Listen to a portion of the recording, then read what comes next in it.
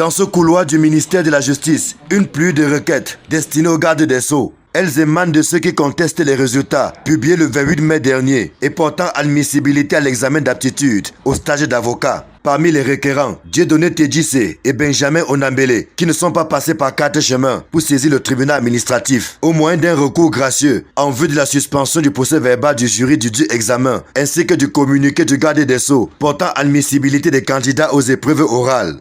L'article 7 du décret 91/305 du 4 juillet 91 organisant l'examen d'aptitude au stade d'avocat n'a pas été respecté, à savoir 10 sur 20 pour passer.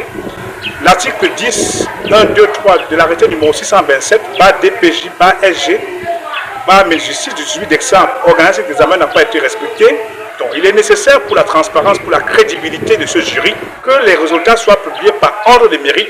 Les requérants dénoncent pêle-mêle les magouilles, tripatouillages, favoritisme et autres actes de corruption qui, selon eux, ont émaillé cet examen, conjointement organisé par le barreau et la direction des professions judiciaires au ministère de la Justice. Le cas d'un candidat déclaré admissible, alors qu'il est avocat inscrit au barreau depuis plus de 20 ans, préoccupe. Le candidat Kossi Pondo Etienne, lui, a été admissible, pourtant n'a jamais composé. Et de façon évidente, il est avocat au barreau depuis 1999. Il a prêté serment le 9 novembre 1999.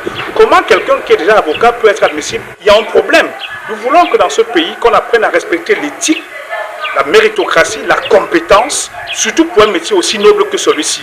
Des grincements de dents qui surviennent alors que les 2145 candidats déclarés admissibles viennent d'entamer l'oral à Yaoundé, une phase qui ira jusqu'à samedi prochain. Au ministère de la Justice ainsi qu'au barreau, ce motus est bouche cousue pour l'instant. Nos sollicitations par rapport à ces plaintes sont restées vaines. Le bâtonnier nous a juste donné un OK, sans plus. Rappelons qu'au départ, ils étaient 5321 candidats. 2145 ont été déclarés admissibles, pendant que 3176 candidats ont été recalés.